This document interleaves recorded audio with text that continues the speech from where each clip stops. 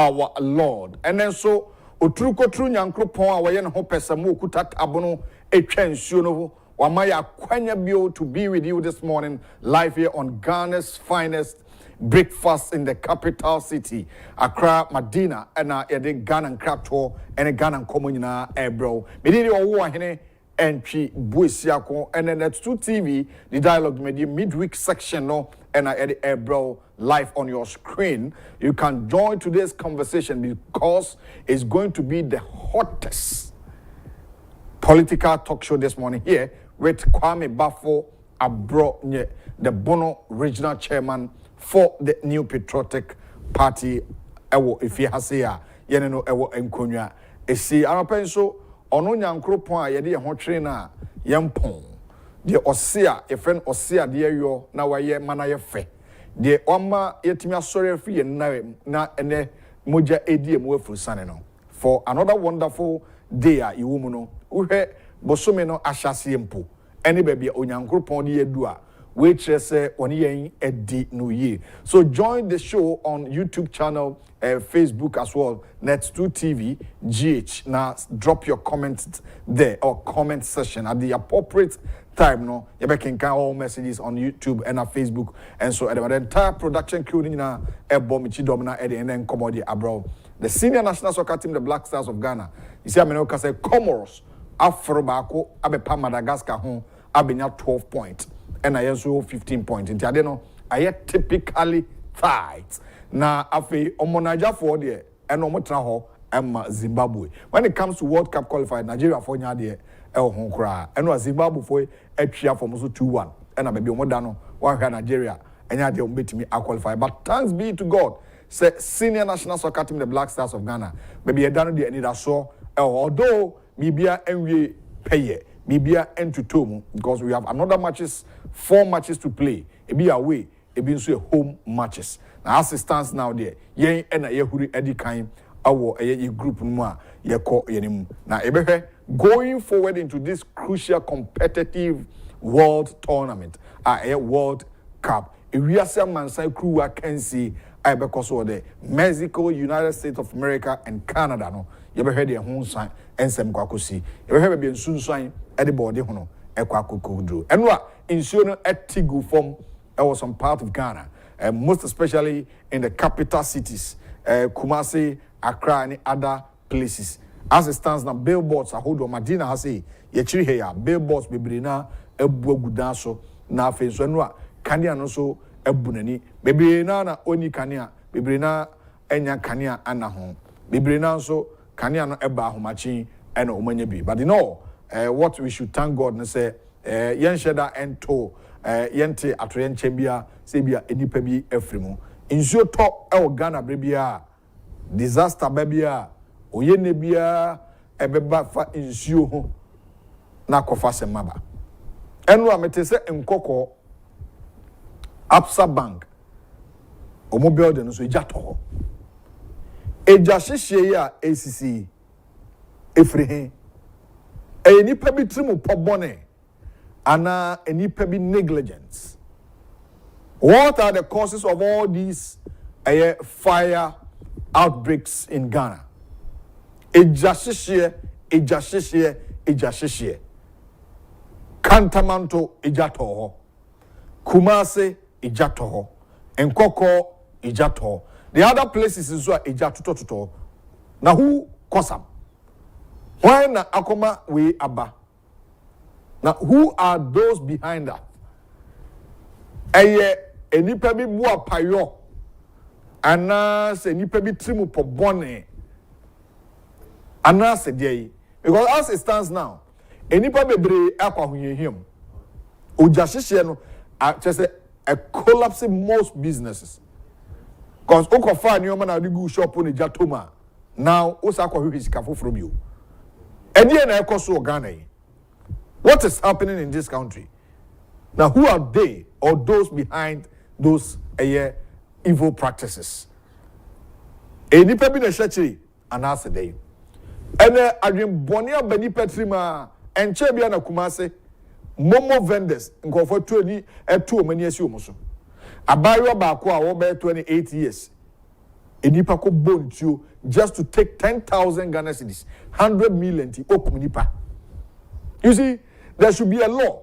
Obi yes already now so ya bontuo na kunibi.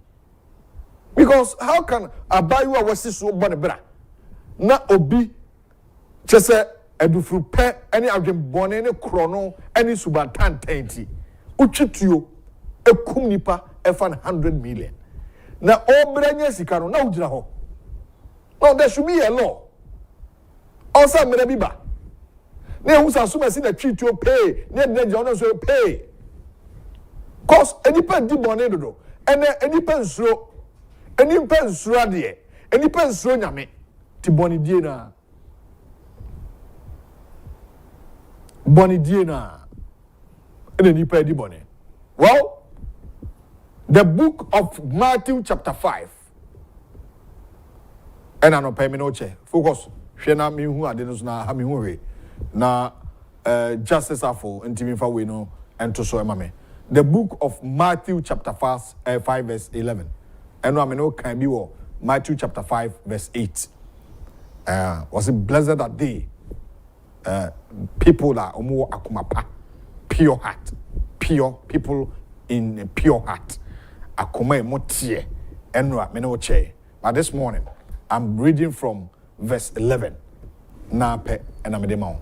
Verse 11 no pe enamedemao. Na men kan brofo no. I broni die no enfamra. O say, blessed are ye when men shall reveal you and persecute you and shall say all manner of evil against you, falsely, for my sake. See, the book of Matthew chapter 5, verse number 11. Blessed are ye when men shall reveal you and persecute you and shall say all manner of evil against you falsely for my sake. Oka santi na o si inshane mo se otamo ana woyamo na otamo na medinti wodi atro ka ensemmone nyina bi to moso inshane mo se woyamo ye be yawo Yesu Kristo na na kasa wa heyo. When Jesus Christ was with the disciples, only a share for ne enam no no wakasa. Was it inshra blessed are ye when men shall reveal you and shall persecute you and shall say all manner of evil against you falsely for my sake. Inshra ne mo wo se oyamo ye be yawo. You be do at them because of Jesus. You be yawo because uboni dipa. Inshra any side dipa no. Inshra ne say watamo ometatam they will persecute you. Whether you like it or not. Hey, baby wo ha ko kanyankopon asema mo mpeti. O kan okura tie am na emede no. Wo say na medinti wodi atroka ensemmone nyina bi tomoso. Akona na megina. Medinti and shall say all manner of evil against you falsely. Evangelist made us an pay. Yesu dinti. Ora Yesu audi na chinti. No kura wo kenti. Inshane se ometamo. Mimi dinti. Se udi no kura no. Ekrom ha yempe no kura. O ka no kura watanfo bebree. They will persecute you for speaking the truth. But you should always speak the truth and the truth shall set you free. Ombeka nsemmone egum hu fi midinti. Obedi atro. Ebeka asem ya ato so. Bas gina pinti ewo wrade mu. Adwuma mu awo no, uka no kra ubanya tanfo pi, but stand for the truth. Asori dem a ugina. Any asori dem a otie no. No matter what, stand for the truth. They will persecute you and they will say all manner of evil against you. But stand for the truth. Let the truth stand. Let the truth overcome the lies and propaganda. Jina pinti ewo radimu ne kanokre. Nya akukudro ne kanokre. Senyo bebi nkoye ewo bebi awo no kredi a obedi ene no kura bekanti yebe twatro atoso. Obeka nsemone, obeka nsemagu hufi, obegu animase, obedi atro atoso, obetwitwa wonantri. Nanso trust and believe say onyankropon a ne dinti yeye osano sa oturu koturu nyankropon a we ne ho pesamo okuta tabono twansuo no de ose a oyo no sa nyame no onyiwu ayimu onya omuda sisi a no oyo sa the baby beba they bow down their heads in shame. Jina pinti merade nyakukudro ne kanokre. Yesu dinti ebe kan semoni afa ho. Yesu dinti ebe di atro sem afa ho. De okanokre no obekwa hohie mu. Obefa ho kire mu. Obefa yaw mu. People will try to bedi ho agro. Ombesi watwetwe beto ho pen no kredi enti. No kra wadi ama Kristo nti. Yesu dinti jina pinti. Manokre ne eniwanim kan. Manokre no ena enya basakom ento kom. Ne kro mudie mu awunyame mu. Na nsemmone ni nyina obeka ne anim guase obeto so ni. Eda esemu no ono nyankopon no obeyi wafiri mu. We ene messenger medema wiki nyina mede ko biblical motivations and words of encouragement biblically the nyame ka no ena maker eno ameno ka bi was inhira no na wakoma mutie ono be hunu nyankopon.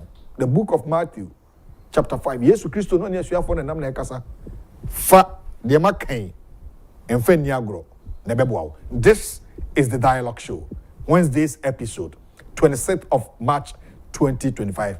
March so nyame ani bi ni ebi wom onkoda but weekend obeko opu ompu obeko the time so March because almost 5 Sundays in Omo. Yes, but ni nyina mu no ne braso March obraso upu March obeko say March o de wako te be March o very interesting. And rather, can say Nigeria for no umako go on say about World Cup qualifiers omunya ade o. Oka ba ko ekobo ho a ekoshe omu 1. Nipa bi kura fa mu wi. Omo send your money ade. Zimbabwe ashe omu 2-1. Well, Kofi Amponsa Osiahene I ready. Or the all sports tidbits brought on the Dialogue Show. So stay tuned for the sports update by Kofi Amponsa Osiahene.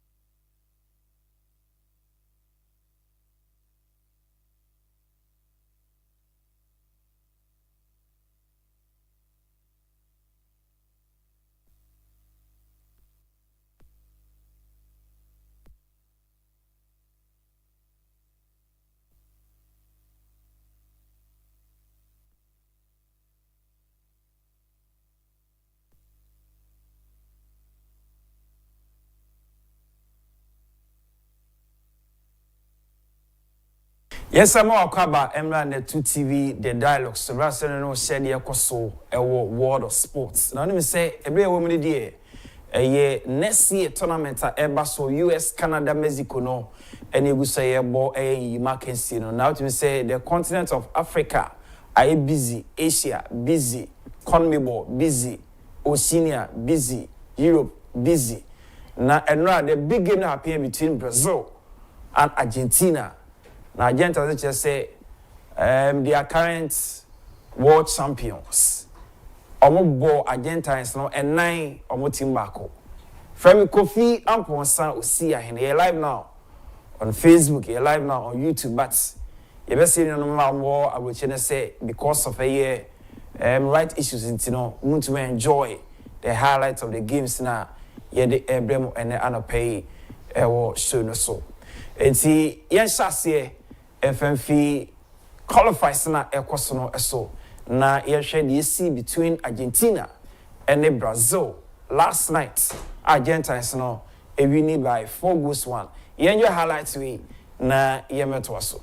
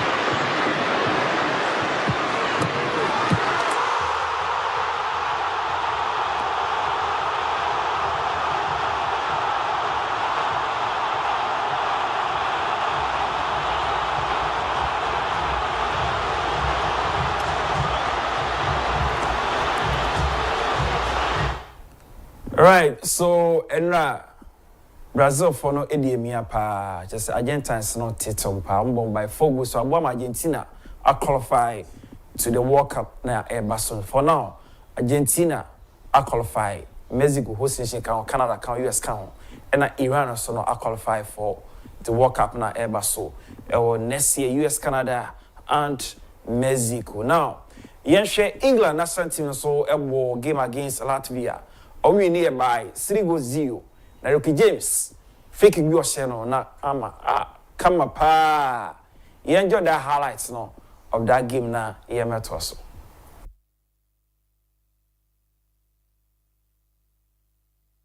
15 minutes to go. And Osimhen with his third goal in the night. Because of miraculous goalkeeping, and Zviedis has just denied Konza. What a save from Zviedis. It's Reece James. There it is. It's absolute top class from Reece James. Thomas Tuchel smiles. Wembley is lit up. It doesn't get much better than that as far as a dead ball strike is concerned. And it comes from Chelsea's Reece James. Well, I'm not too sure about his celebration. If I'd have scored a goal like that, I'd still be running round Wembley. Absolutely top draw. It's got everything on it. The keeper has a little look, has a little think, but he can get nowhere near this. Just watch this. Round the outside of the wall, outside of the post.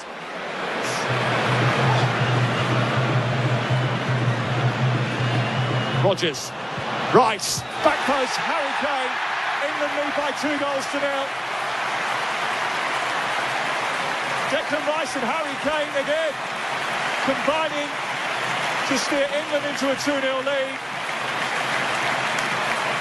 And on the night that he equalled Billy Wright's 105 caps, he scores his 71st goal for England. And possibly his easiest one. A run from midfield. Declan Rice not even in the picture yet. Look at that space. Look where he goes into. You can see it opening up. And then just a little look into that channel in between the goal line and the 6-yard box.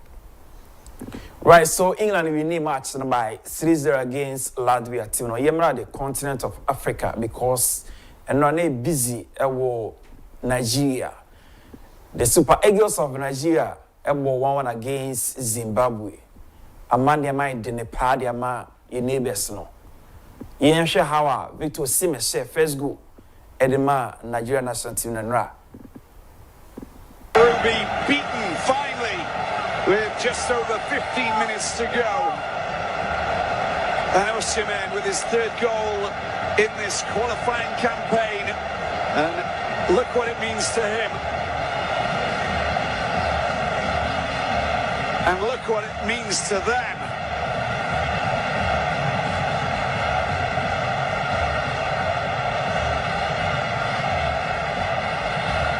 Well, look at this. First of all, it came from Moses Simon to pick out Arakadare, who fed the ball back out to the Nottingham Forest defender, Ole Aina, and then over towards Osimhen.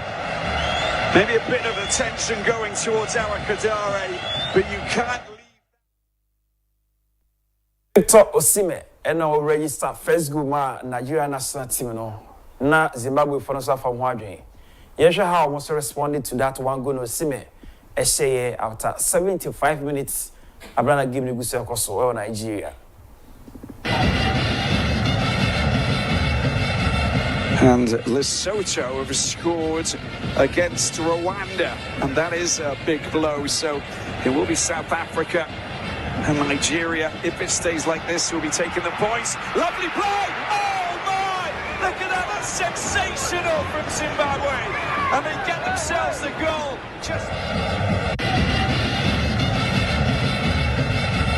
And Lesotho have scored against Rwanda, and that is a big blow. So Zimbabwe for respond, the game ended 1-1. Now after the game, Yenshe Victor Osimhen back how ana reacted to draw na team no against Zimbabwe or Nigeria.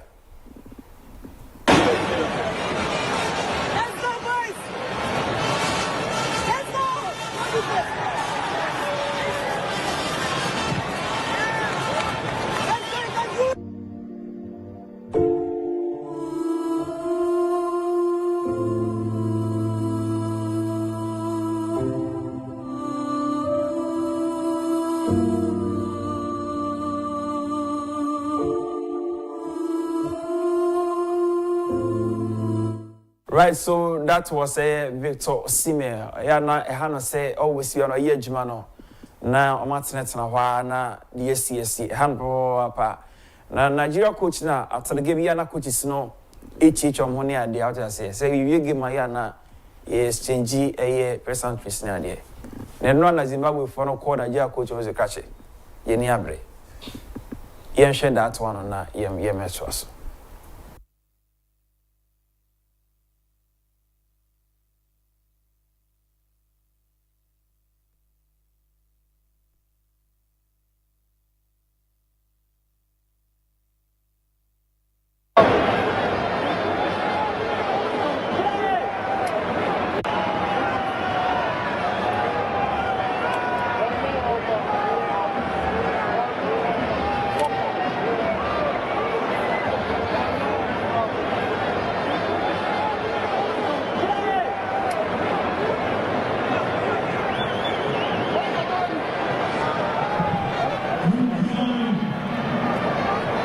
And see, they see now. I share the standings no at Nigeria group Omumu and South Africa. So, what that group was and South Africa win over Benin team no. And see, production we have here how are the standings nete. Ama Nigeria for no edi ya pass anya. Na the yeto mo ye kobo kata walk up Ghana. And on share playoff. Kumase. And Abuja ne bia ne bia samba. Because of standings is South Africa already kind. 13 points. Rwanda 8 points. Benin 8 points. Nigeria also 9. 7 points. In Tiamra penny behe X up no so. Not to say Nigeria for no. Omunya happy cry. How anyama ekoso. Ediama Nigeria national team almost struggle as far as this qualifiers no air concern. But elsewhere, okay, Egypt, even against Sierra Leone by a goal to nil. Na Mo Salah, the UAE match no. If it is Sierra Leone for the United trying to wish ya, more in picture, more in picture, more in picture, sir. You say, na kono, yen show him run him at also.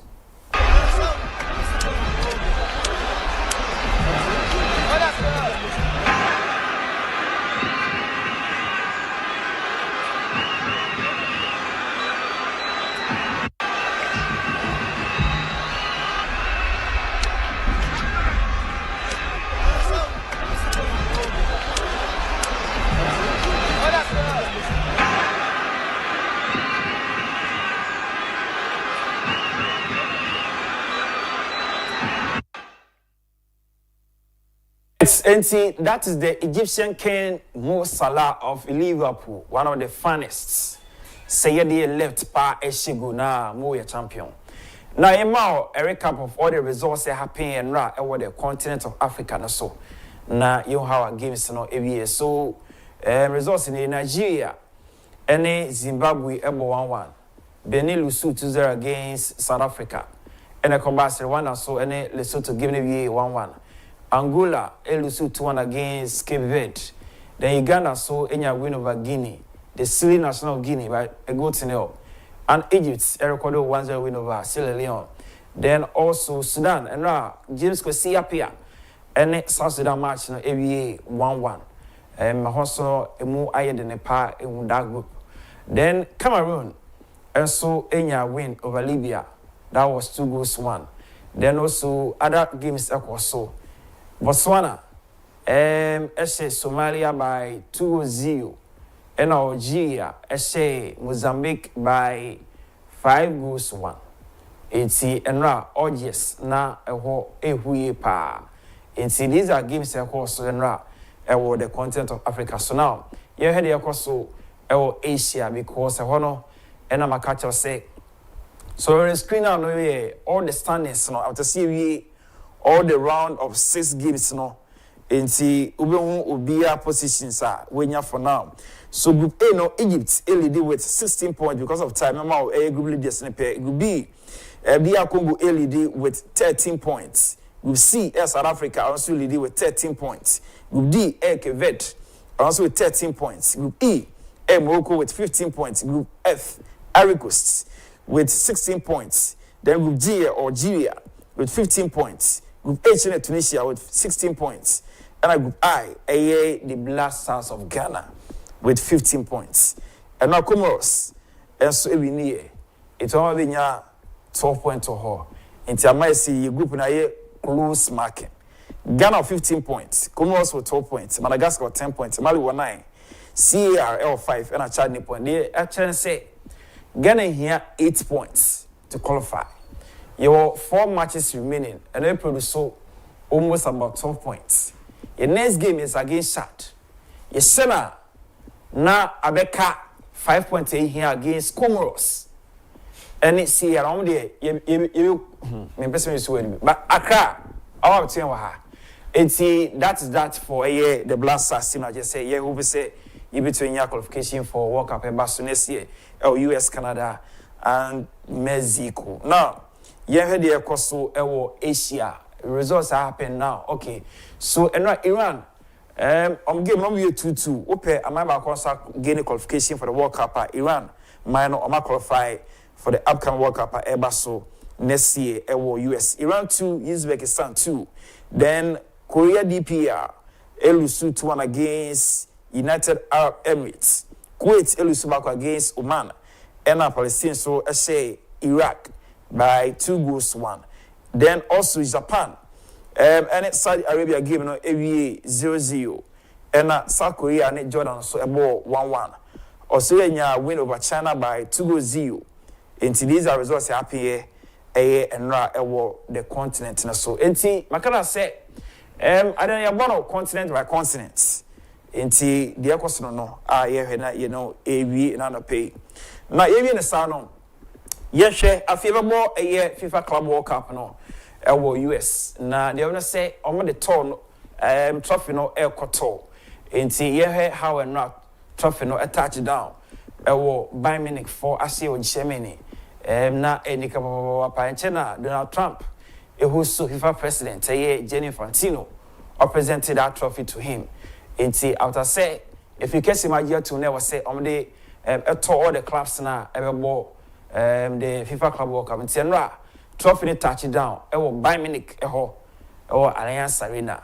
It's a production with my that clip now. So on screen now, the FIFA Club World Cup trophy no, and then a touchdown a war Bayern Munich team no I say enti akwa pafia and a war at the end a war US. Okay, let's do this one quick. Benjamin Asari, a hassle goalkeeper. Okay, now too much is watch them blasters team no. We keep clean sheets.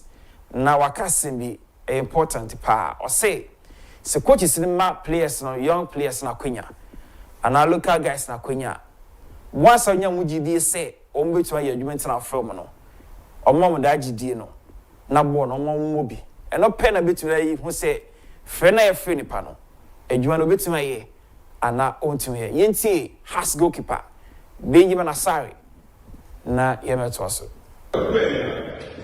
please, like I said, the mechanic say most of the time, or Mufi say, we look up Uba national team,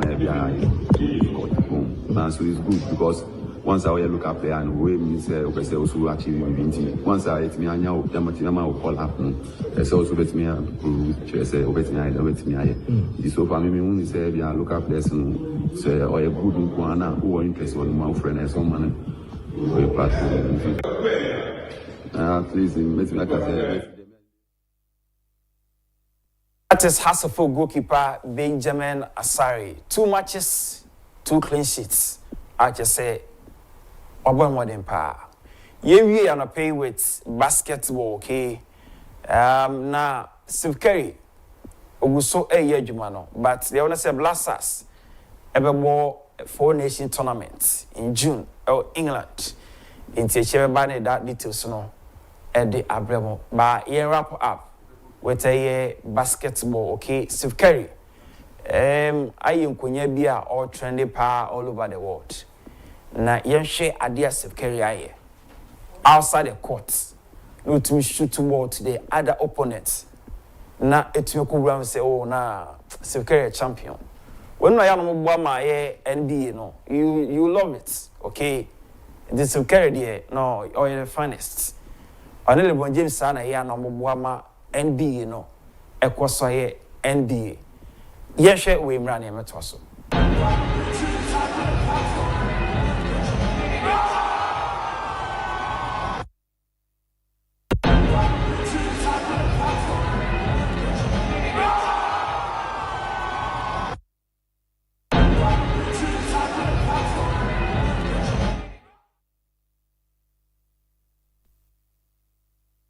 That is a Steve Curry for you.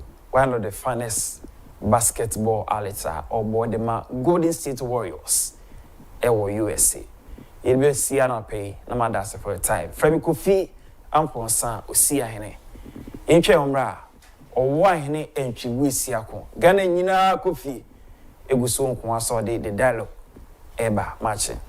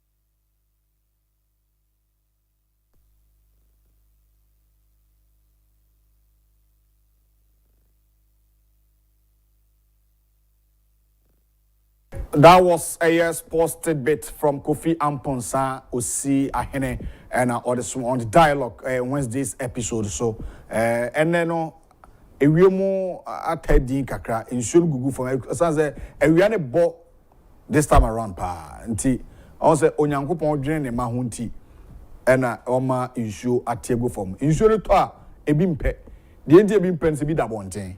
You see how life is. A real ba ebi eneje ebi benya ba ebi ada ewia ba ebi nso pewia de ayade Ghana de nkase na ewia bond de nkani kwa say enyinam kane no kwa it depends solely on the Kosomo dam and others. Nka basically politicians any amanyofo the previous administrations abetwam ko nyina na osenka ye use solar because ewia no bo waste. We need a critical thinking leader. A critical thinking leader. Uko university, of course, means here or university critical thinking. You think critically. You think beyond what has been given to you. When the questions are given to you, lecturing the assignment, thinking outside what has been given to you and coming out with a meaningful result or answers prior to what has been given to you. That's what we call critical thinking studies. Communication, they will understand me. They will know the course I'm talking about. Well, co-invest students our course. Critical thinking studies. We need a critical thinking leader. A real waste. A real to me a bossa, a shafias, a real bar, a bogua. But maybe persevere. A real other idea. We are depending solely on a Kosomo and wine. Insurance area na kofa semaba. Insure to kakra na enua bubu pe na kofa semaba. We need someone that can reasonably think outside the box to come out with something unique that makes you a unique leader, a visionary leader, a leader with vision. Kandinia odwene kokan odwene dache. The future, the generation. Say, maybe I may be in the next year, in the next 10 years, no. We na me pese o mine kokudru. And I'm kanye nso to na kanye dum we awiane bo kwa. Evangelist me infoni bia ma MP ba ko MP in Miami hu ba bi odi na MP. You see, Kofi wa ha dey ti. A whole MP ejina parliament e kasa na o kasa tie asamwajan. A whole MP. Say, way back 1963, Ghana, Osajifo Dr. Kwame Nkrumah, itimini a year Real Madrid kobo 3-3. That time, Real Madrid was the best team in the world, but Ghanaians were able to, play with them 3-3. From that time, the time in Kenya, say, they beat me Abobi, Akwakudu Pempe, so it was 2010 World Cup, you call South Africa, and play a beer. How I describe it as a mojano. Player be a Mijidi say, Mate says, so a card-bearing member of MPP. Where MPP need to a kobo panity say no. Such a cheap word from a whole MP. Oh, MP, I have to a bamau. Never of us say, there me, I don't know. MP made video, my yami, who you didn't MP no. Now, a man for to a bamau, say, come and say, Bema. Ko, meba, evangelist, meba, how only. MP meba you be tie na asem ni sisia west tio macau eno na me catch you say ye Black Stars no eno ne ade aka e de kan ho bom enti amanyofo ntisim so mo de papa mo ba Black Stars mu a ene Ghana ye wie wanya kwanya on the floor of parliament ukromufo ehia kwan papa honorable MP ukromufo ehia ensu papa nom ukromufo epe apomodin papa honorable why so in some way nko beti me free wonu mapi as a distinguished honorable the people in that your constituency are exercising omo franchise atu abama ho say come here sebedwem arewo say empany for bi tisa me say the brofo nye MP kro no on te brofo nso o brofo nye kra na ka waka say mi na say what have come man for yenko go tie na asem na munti e ho MP asem o ka parliament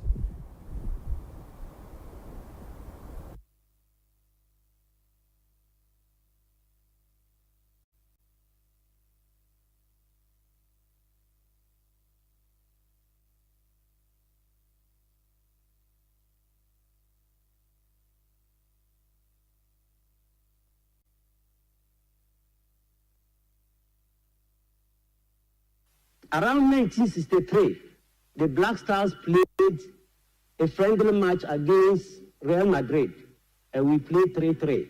As at then, there was no team that could stand with Real Madrid, but we were able to play 3-3 against Real Madrid. And that was 2010. We went to the World Cup.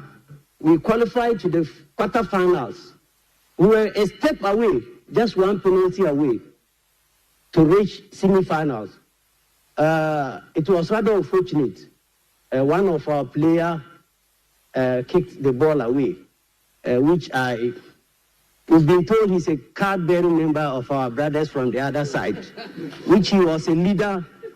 Honorable member, be mindful of Order 93.5. Yes, sir. Yes, Mr. Speaker, I'm mindful of it. It cannot generate into any debate because he was the leading member for the sports side with the campaign. I want to remind Ghana that around 1963, the Black Stars played a friendly match against Abusiafo MP no nebro osante brofo one of our player I'm mindful one of brofo so nye de ka wanya kwanya wo parliament say no na whole honorable right honorable Assembly says even if they are debating about Black Star cry and Kabi maybe a right honorable speaker although we are talking about the Black Stars, but I am here representing my people to speak on behalf of my people. We are in need of water, we need this, we need that. Nase, if the standing orders will permit you to elaborate on the challenges confronting your people, then that's why you are there. One of our players, honorable, one of our players, Oko kindergarten, and Oko school. Where do you go? Say, one of our player. Brofuni nye yikrom kasa, but when kwade kasa na wokan. Say, they all describe you as Samojan. Say he's a card-bearing member of the other side. They say we're a card-bearing member of MPP. Wako hu? Sa Samojan ukra MPP card. So MPP niya onye ni pa na. We MPP niya onye ni pa honorable.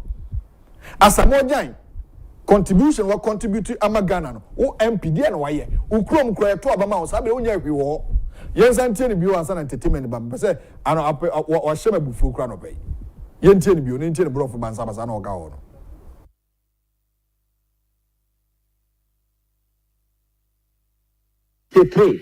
The Black Stars played a friendly match against Real Madrid, and we played 3-3. As at then, there was no team that could stand with Real Madrid, but we were able to play 3-3 against Real Madrid. And that was 2010. We went to the World Cup. We qualified to the quarterfinals. We were a step away, just one penalty away, to reach semifinals. It was rather unfortunate. One of our players kicked the ball away, which we've been told he's a card-bearing member of our brothers from the other side, which he was a leader. Honorable member, be mindful of Order 93.5. Yes, sir. Yes, Mr. Speaker, I'm mindful of it. It cannot generate into any debate because he was the leading member for the sports side with the campaign. Me do hu ya papa. Me di papa hu ya. A whole empire. Kokasa umanfo hia sema o moto abama no. Anyway, mo hwe be odi MP ma me. Friendly o ne accent o be free soro pe. Esro be free wiem. Na obrofo nso nye. Obeka sem papa na umanfo hu no. Enye se ukọ Parliamentary wa also ba TV sunti bibia ne wa sore page on sana oka bio. Adie hia umanfo, adie hia Ghana for and also contribute on the floor of Parliament no. And you be no Mr. Speaker, no can be akeko. Now you see, they want their people to see them call Parliament Makasa. Unim Ghana for be MP no call Parliament on Kasa. Nti MP onye vocal on Kasa the MP or Kasa. And most of them no more campaigner. Omo catch your man for say me call Parliament me Kasa. And so be was and some no can no mfa. Emfa kwem. Well, it's time for entertainment. I'll address this issue properly. Me kwaba. Me komra me ba me kan yi pa. No wala sante I crowd what the energy kase ebre on the dialogue show. Stay tuned.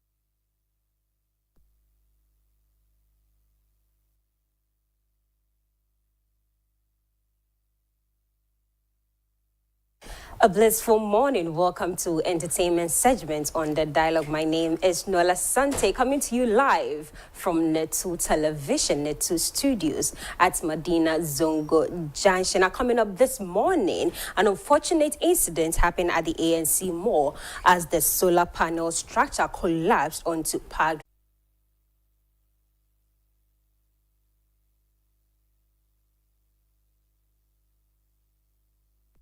Today's downpour, accompanied with strong winds, has caused significant damage to properties in the city. One of the parking sheds at the ANC Mall, located at East Legon, collapsed onto parked vehicles, causing significant damage, which has sparked speculation about who will bear the cost of the repairs of the damage. Is it the insurance companies or management of the shopping mall? No lives were lost and no injuries were recorded so far. The management, however, has released a statement apologizing to the general public and assuring them of swift action with the appropriate authorities. Now, let's take a look at what happened at the ANC Mall last night.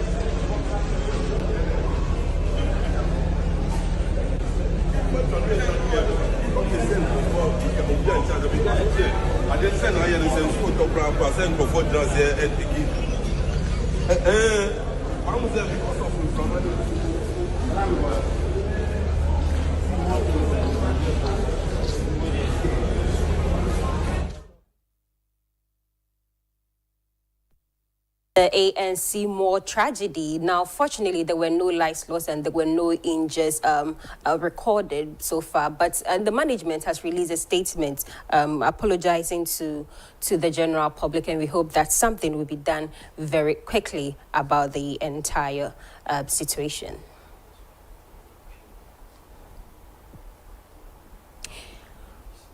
In my next story, a Twitter or X user with the username LetThem1414 shared documents containing a contract signed between the Ghana Highway Authority and Oswald Investments Limited to construct the Adenta Dodowa Road, totaling a whopping $114,673,200 on the platform. He obtained these documents while buying chichinga or kebab, or suya as some of us call it, from Abronye. Now, the document is stamped 19 February 2024 and signed on 22nd February 2024. However, residents claim the road has not been constructed, even though it is listed on the company's website.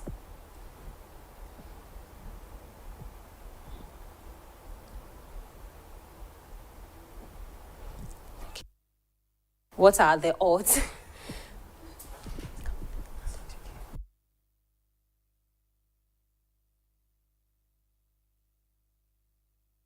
The odds. I know this happens a lot. One day I also went to Bachinga and I received paperwork for somebody's application letter. It's insane out there. I don't know why they shred them. I don't know. Shredding documents is not really rampant in Ghana. They just throw them away and whoever chances upon them. This is something very vital. And 114 million US dollars for a 22-kilometer road. That is mind-blowing. So we hope that, fortunately, hopefully, they will construct the road for the residents and the betterment of Ghana as a whole. Now going into music, in a simple tweet, the 2023 VGMA, now TGMA Artist of the Year winner, Black Sherif, shared he's releasing his second studio album next week. He has released 3 tracks of the upcoming album, which is Iron Boy so far. Now there is So It Goes, Rebel Music, and January 9th, all on the upcoming album. His first studio album, named The Villain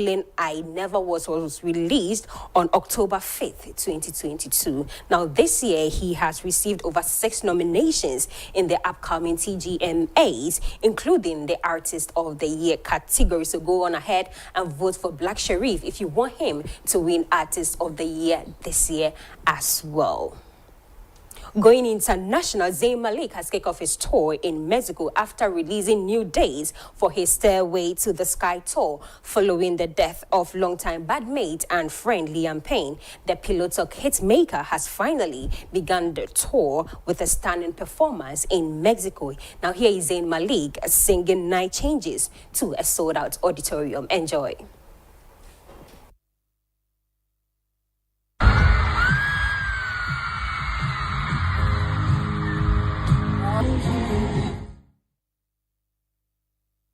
Zayn Malik with Night Changes. I know Zayn Malik doesn't have a huge fan base in Ghana, but I know everybody loves Pillow Talk. So if you are wondering who Zayn Malik is, he's the one who sang Pillow Talk. Yeah, climb on board, we go slow and high tempo. I think I got that right. I don't have high notes, but that was Zayn Malik who made that song. Now in my final story, but not final destination, you know, that movie has traumatized an entire generation. Now, if you remember the movie Final Destination, which has single-handedly caused traumatic events or traumatized an entire generation, including me.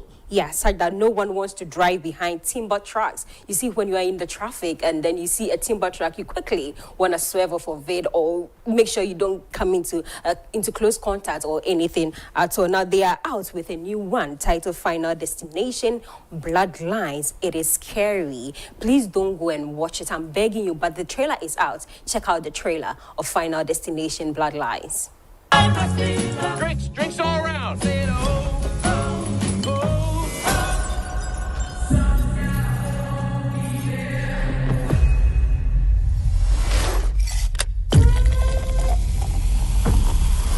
Family, you don't get to pick the one you get.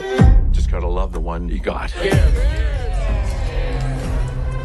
I always knew this day would come. I got it. I don't think you got it. I held him off for years. Charlie, get up here. He's a relentless son of a bitch.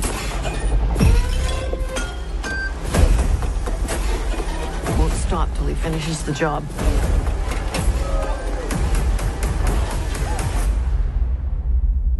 Death is coming for our family. I said, oh, oh, oh,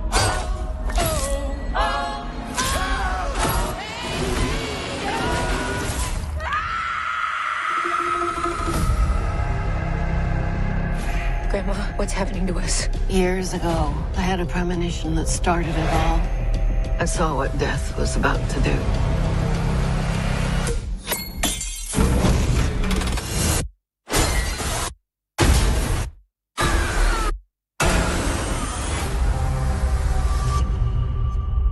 I saved a lot of lives that night. Everyone needs to get off the dance floor! Lives that were never meant to be saved. But death doesn't like it when you mess with his plans. This book, it will show you everything you need to know to keep our family safe. It all started with Grandma. Death is coming for us because we were never supposed to exist. Watch out! Only by embracing death will it pass you by. Maybe death's not actually coming for our family. Because that would Destination Trade Bloodlines trailer. Who I'm sure, please don't. I don't recommend this movie, so don't go watch it because this has traumatized an entire generation already, and they are seeking to traumatize the current generation as well. So if you know what's best for you, if you are scared of horror, you don't like to see blood, please don't go watching Final Destination Bloodlines. But thank you very much for watching. This has been entertainment segment on The Dialogue. My name is Noella Santi. You can follow me on all social media platforms: Twitter, Instagram, Snapchat. Wherever I am there at Noella Santi. I'll be back tomorrow with more news. Tomorrow is our Legends Day. We'll be celebrating a very huge legend. Now, let me give you a hint though. It's going to be a group, one of the oldest groups in Ghana who have given us hits back to back the years past. So thank you very much for watching. This is entertainment segment on the dialogue. The dialogue is still in session.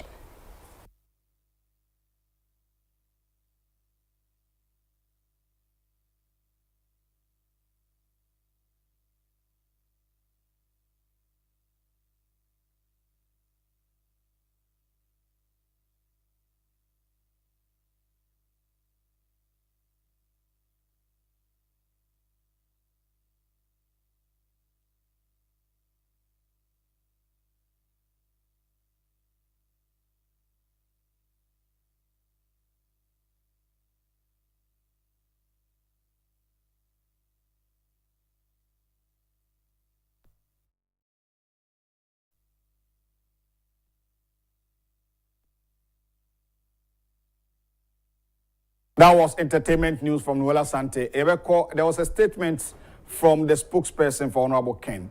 Let's read that briefly. Kwame Baffoe Abronye is in the house. And the Honorable Ken Ohene Agyapong, the kata epidra about the course in a year. A doom kumase nano a year if you had a tremuya. Majidisa Hosema Ghana Fujina Etena na omo aboto. And Ayasema Hiasem, and as a businessman, na also also can be a bechiche omo a rare. Na wadashe omunkran. So that is the statement on your screen. Was it on the recent fire outbreak at Edum Ashanti region? Honorable Ken Agyapong is deeply saddened by the fire outbreak that has destroyed several trading shops in Edum, the central business district of the Ashanti region. His heart goes out to all the hard-working traders and families who have lost their livelihoods in this tragic incident. At a time when people are striving to rebuild their businesses, such a setback is truly heartbreaking. He wants you to know that you are not alone.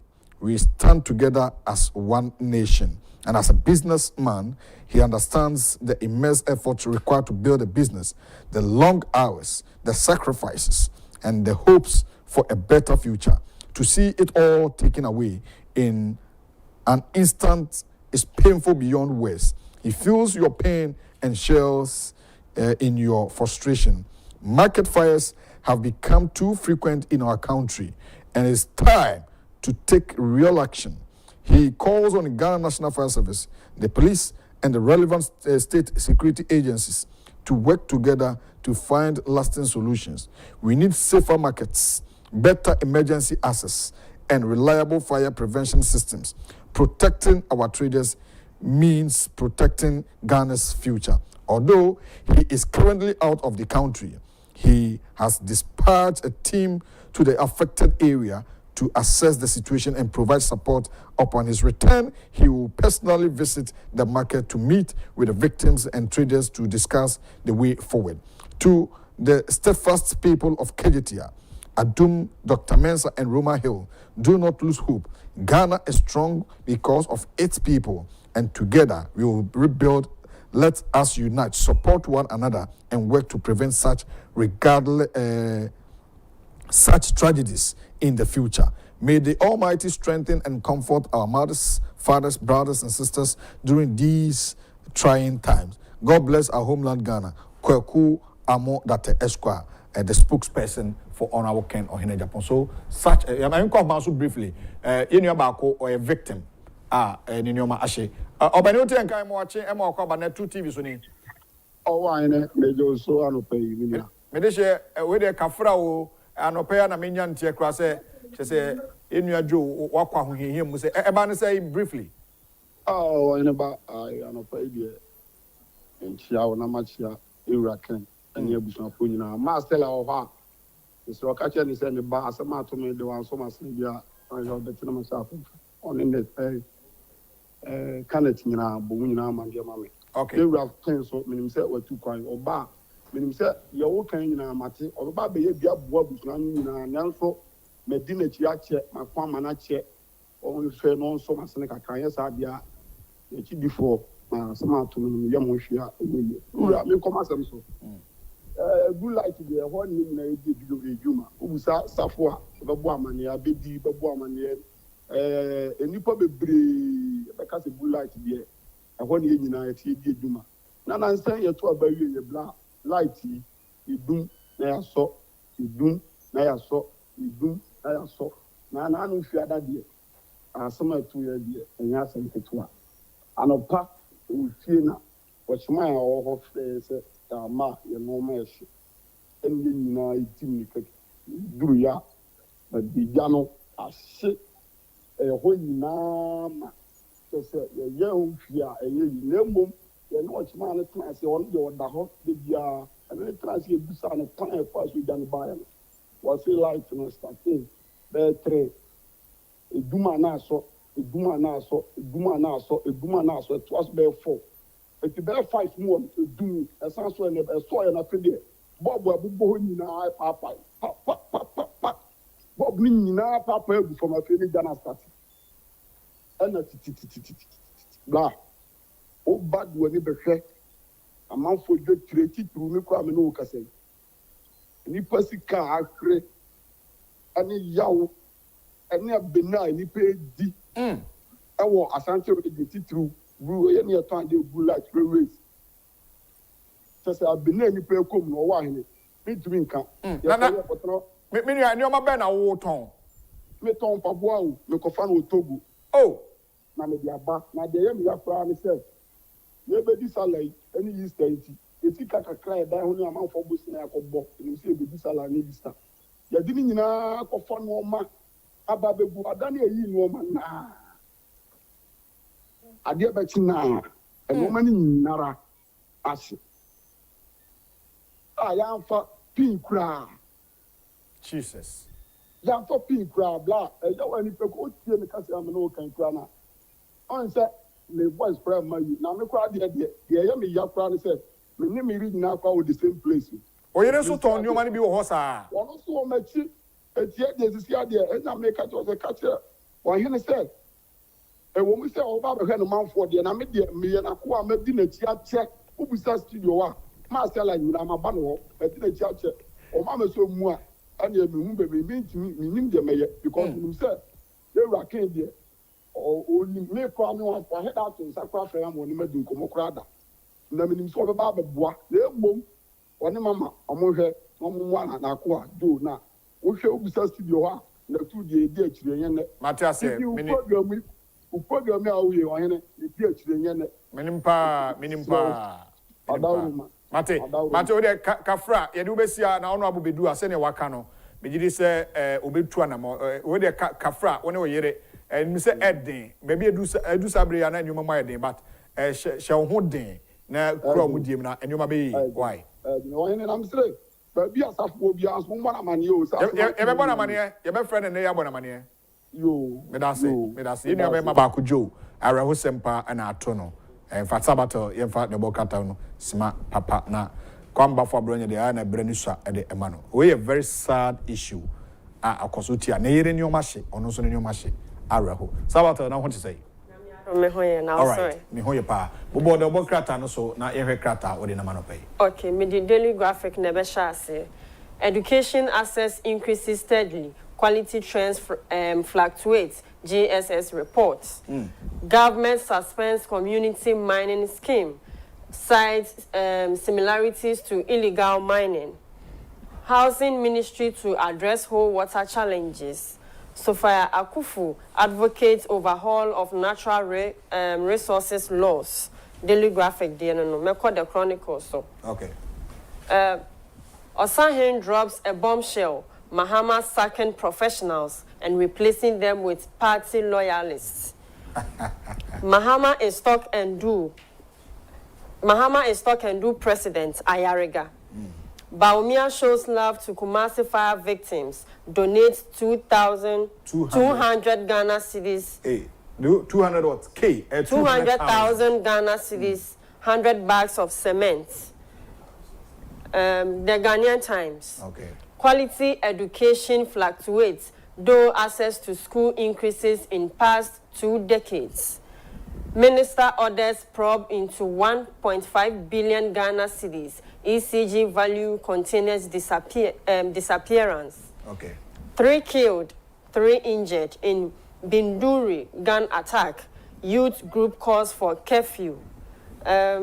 Suit against removal of IGP. Other security agency heads dismissed. The Ghanaian Times there. No. Daily Graphic. Edubuahin, wife, apply for bail. Baumia supports Adum fire victims with 200,000 Ghana cedis. Political persecution. You can arrest us, but we remain resolute. Afenyo marking. Momo vendors killers caged. I'm not on the run. Ex give CEO. Mefa Bako SSO award the trust. Or say Kennedy Agyapong sends relief to Adum fire victims. Okay. And the worker na maboboso. All right. Okay, that's fantastic stories making up. So that was Kennedy Agyapong sends relief team to Adum fire victims. And that's great. Paper na Osahene, go back to that paper. Osahene Kwame na Afenyo Osahene. That's what paper is that? Okay, that is the Chronicle. It says Osahene drops a bombshell. Mahama is sacking professionals and replacing them with party loyalists. And indeed, rightful so.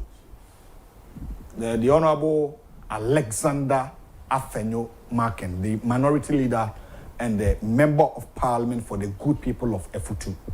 Very bold, vocal, intelligent, and very active minority leader in this night Parliament.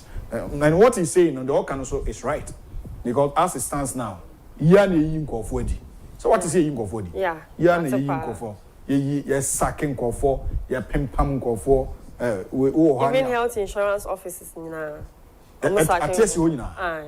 very sad. And as a leader of the other side, the minority, a very bold, vibrant minority this time around, 88 members of Parliament, and he being the leader, no, Okasa said the professionals are being sacked by Mahama. Yes. And the administration, yeah, Pamomo, Tata Musa, and a Hadrian, will say, Yeshena, Yakan and that is it. That's the Chronicle, the work Kratano, and so there, and okay, Mahama is talk and do president Ayariga. So we're talking do. And as Honorable Ken sending the team, no, Baumia also shows love to Kumasi fire victims, donates 200,000 Ghana cedis and 1,000 bags of cement as the former vice president of the Republic. That's a great move. So that oh, they better say that's Sabatel and anyway by the Bonkata. It's time, say the people's choice, the finest politician, very vocal, representing the good people of Bono region, NPP, Amanyu Kunidim, a chairman for the party in the region, Kwame Baffoe, Abronye, Ofia, Yeneno, Ebabidi, and Komo. To stay tuned, me Jane Kratos Sema Aba, now today's discussion. Me need Owahene and Chibuisiaku.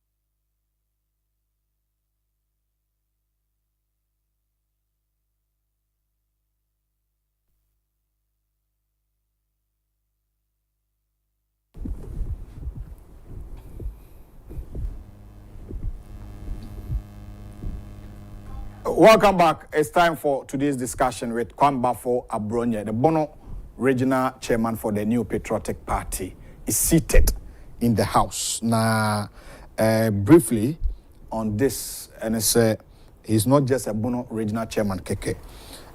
Okra, a krata, a Abodin krata, Chartered Energy Economics from Global Academy of Finance and Management, USC. MSc Energy Economics and so Gimpa and Zukra LLB second class upper Gimpa who in our question there and our certified financial crime and fraud prevention from Global Academy and Finance and Management USA. They say Nimdianso Ukrano papa and also a Amayuko NPP our Bono regional titnani. It did the Kwame Baffoe, Lodona friend Abronye. Obenia watching. Boko de I trade am pon Kwame na dom ye onye region what say emu ye ekoyi sisi ade obisam se niam ekoyi dia se niam nkoyi nje ye da obisam se niam ekoyi se o se bibusa se uti o man na oto no ekoyi na bibusa to wana bisa nura de sinkran ayi nkran kroma santimantamu babia nura be se 65% household and then Yankanian. Who be some say, Kanium, Mizuma Nakanium. And I hope some say, Koye. Now, Bibusa said, Davin Missame. And Koye 65 household, nine Yankanian Namenra. Ebe 6 in Kania, my Jade Koye. Bisa, say none of Payino, coast off for Baden. I feel a sham common city, but baby, I'll be free by me. Who say? Dear Naima Sisia Kanya ni dundum Sisia because only me dear and then Kasana Brichiabo. Oh, I'm more helpful in Yanach. Okay. A dear see what Ghana and Brichi Nabo, a Sagana Funinano. A different na kwa shako corny tuntum. And a yaba because a year Cassiapa. I'm Pipia Banya Trankwana Nando Dankwa Akufo-Addo and Vice President and economic managing to Mabiragu. A dear beer, dear man, chichre bauko krobiana, a disicaba more money to pound electricity. Yeah. The crap, I know the homework. Memoir. Man chichre, ye quack pay revenue about, ye quack pay revenue by ye revenue. And the chichro mino without electricity, no, want to men chichro mino. You run a man to Dankwa Akufo-Addo, buying a kamu. On any economic management headed by you about me at Nancy. Yes, European Union, I see you. Say away. Me away. So on my Ghana. European Union wa yen hihye say obi oye European member state bia no omo the new cables be about one sa cable no enoma electricity transmission ne distribution no e mani easy e ma consumption so ye den e reduce a tree electricity a day a wolf from and cables now by ebele a man cania to my year, do my year, my transport to cania in the easiest way. No, ya send the meter bar a meters here, European Union now recommend this a member state for a new social meters. No,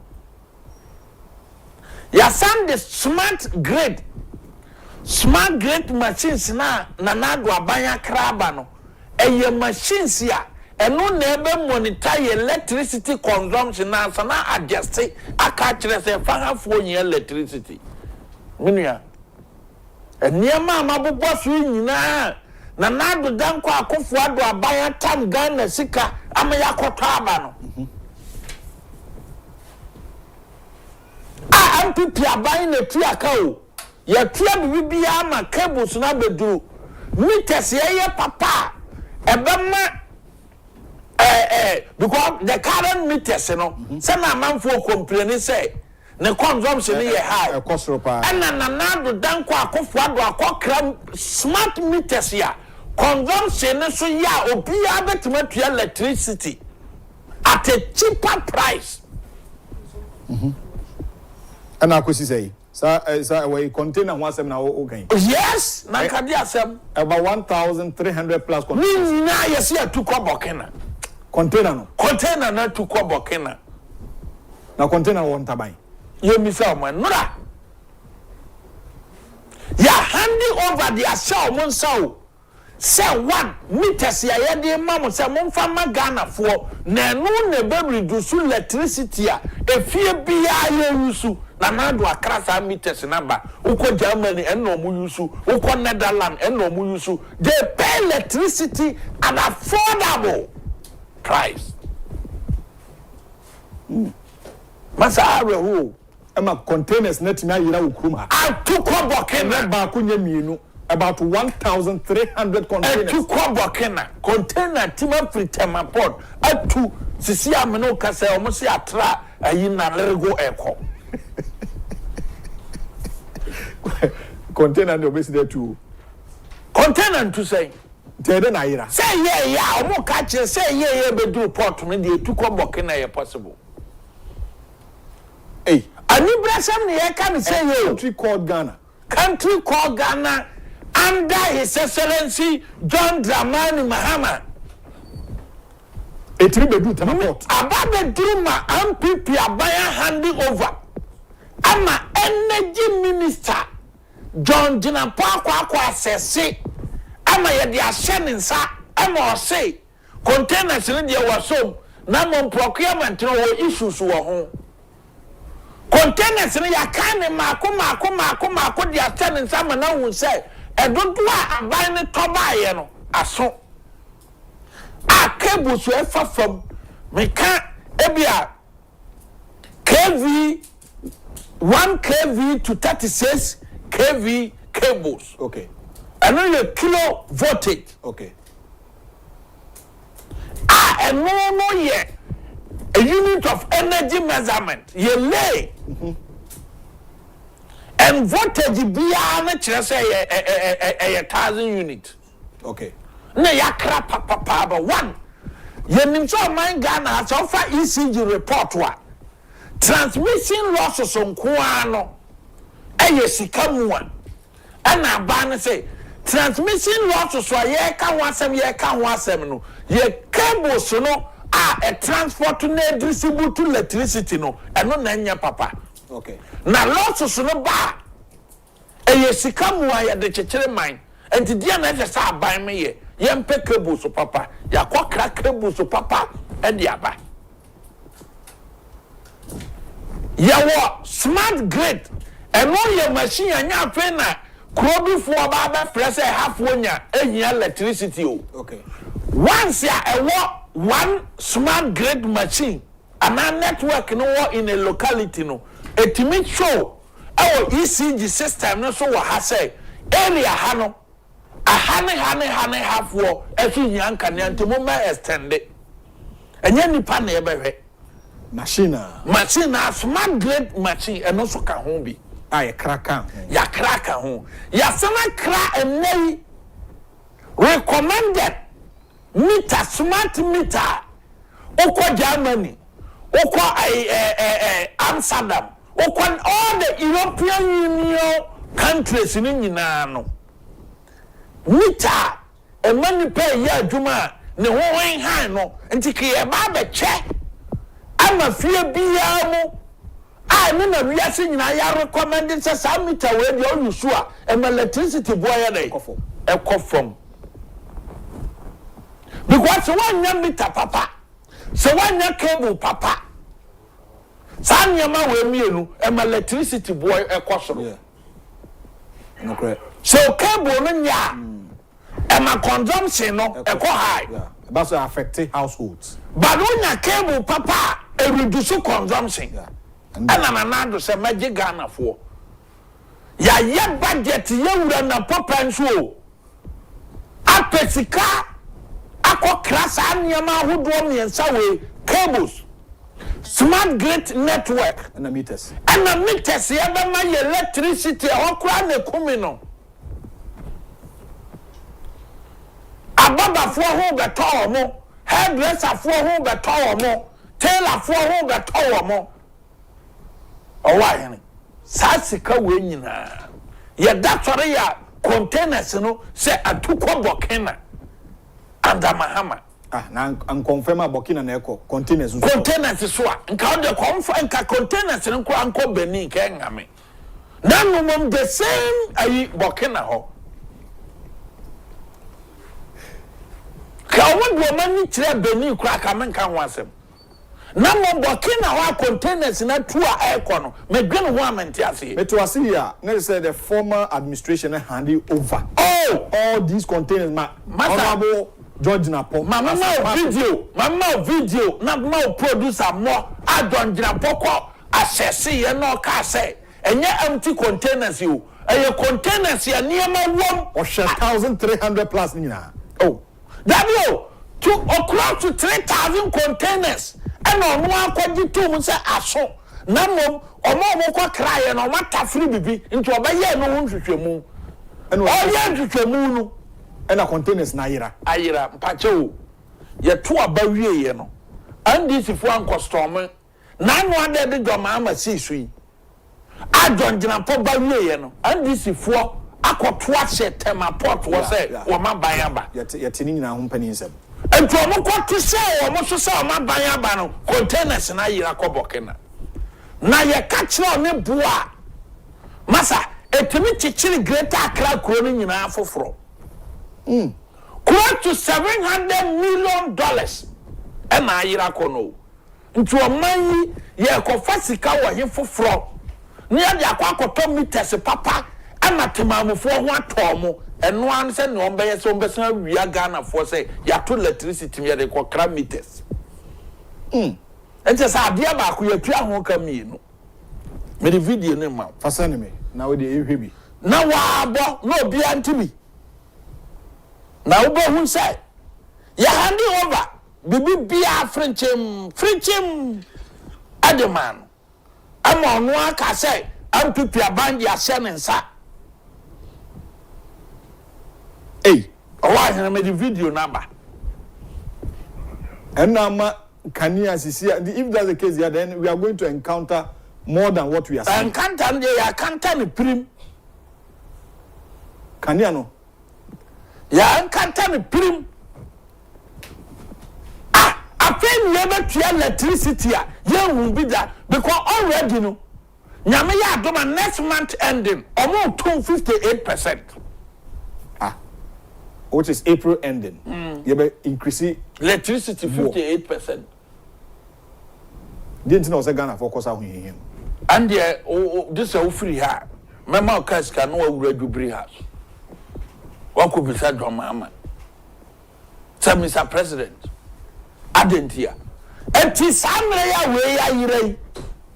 And the nature say, there was some bonopo. On Zaka video. Ebi anam kwaso nu ha. Oh, and so the ono so no ya yehu. Aba. Is that aba? Awa ni brasam ne yaka say yo. Ayira $700 million. Yeah, that's what ya wiakete o. A wiakete $700 million. Meters $700 million. Hey. And this sikana Abraham Mahama was so akwaje ne IMF for amfa nipa adwuma no ene ne ya yepe $700 million containers electricity cables 1 kilovoltage to 36 voltage smart meters and a smart grid network Sanyama we miensa ya kradi aba ebe ye nkane ho adwuma ma costo ni ho atono no wan compreni electricity a e kosoro baba ni ho atono hairdresser ni ho atono adwuma for industry companies e ho beto mo no ye da sore ya owura and this if one tuma kwatema port asema no be ka kire nsa ayira mako storm tema port ama say containers na ayira and this if we storm tema port wo mo storm wo no mo be ka kire say containers ya Ghana fo ato meters ya yato aye be cha ma fie bia ma electricity bu akofam no containers na ayira o man be ni.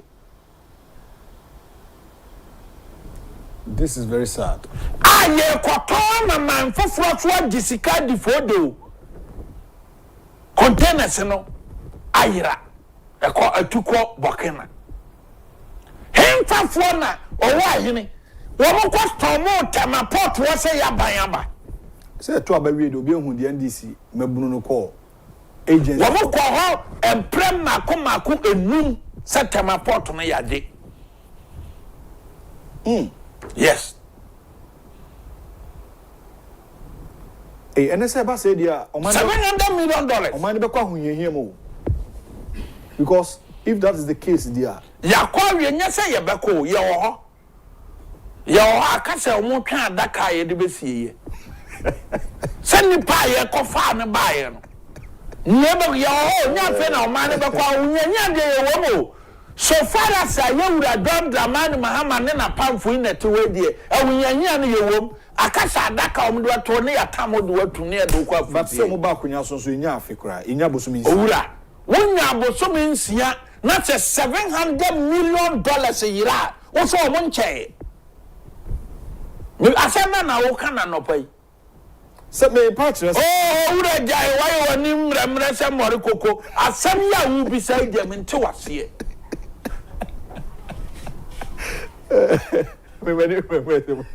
asem ya obi Samson ba bantu nche ba bantu nche ye ntwa moka obedi matabala omba se boso mi miense jaji awo kika no oba ban mu nche sesai minti ase wo ma ba ban mu ma ya handle over report to the amount energy sector say aban na mo betu wo mo sa mo nye aban papa no ye ni suadi wunu ni say electricity bu onko fam enti meters ya aman foforo yusu a wo mo manfo e ka se electricity ni de etimi tua no ye de bi bagana eni nie yakota aba eni nie je ho documents containers ni sin yakokire wo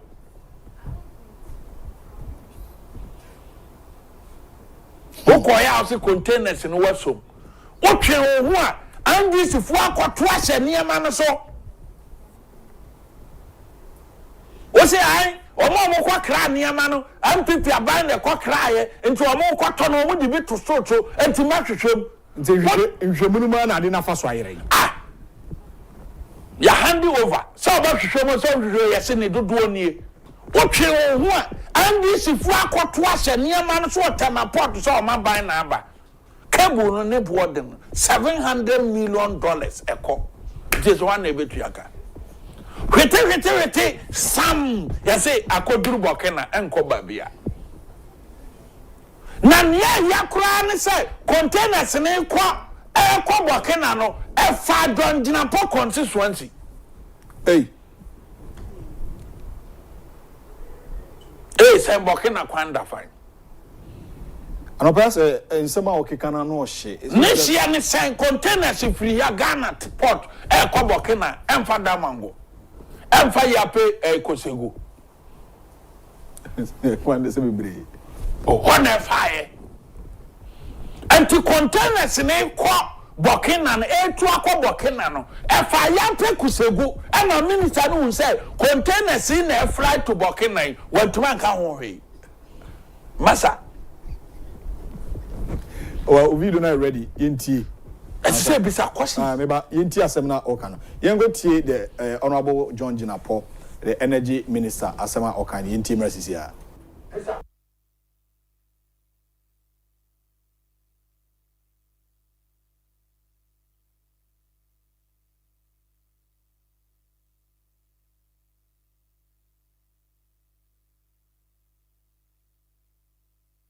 Containers loaded with materials, cables, and other accessories. ECG has not been able to clear those containers. And so as we speak, we have 2,500 containers stuck there and stranded. And as they stay there, it attracts a lot of penalties and demurrage. And yesterday, the briefing I got is that so far, the demurrage alone is estimated at 1.5 billion. This is unacceptable. 1.5 billion cedis. This is unacceptable. The first question is that what led to this untenable situation? Why would ECG adopt that bundle? But what is even disturbing is that the briefing I got there is that people are stealing the containers. People are buying the containers at knockdown prices. A container that cost about $500,000. People are able to buy it at 100,000 cedi and bring it into the open market and sell to the same contractors. We cannot allow this. And let me be fair and let me be straight. We would not allow this. There are so many procurement issues with ECG. And so we've set up that committee to investigate all their procurement issues from IT, logistics, transport, ordinary material procurement. And then when the committee brings their findings, we will determine the way forward. Honorable, how long has this containers been sitting? So the Honorable John Jinapo confirms, say, 2,500 containers in Abatema port. And in Sasomo. Na emu 1,003 na sisi amenoka say, yes, ayera. Ebane say, because people are still buying containers that way. Say you're handing over. And then this is say, my buying now, but no, my court watch out. Time port. You really are more be catch there say. I took over Bokena. I took over fire pekusegu. Because so kwa Bokena, offer ya pekusegu neko. Into containers in a ban energy minister. One who said nam yemuko.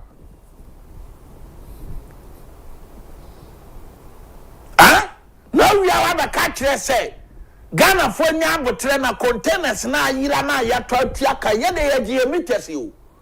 Ye cables. Ye masa sika bebrebo we no. Enko. Enko. NDC fuwa kwa na wo mo kwa tamaport sa o ma buy na aba no. Videos wo ho. Ana meboa.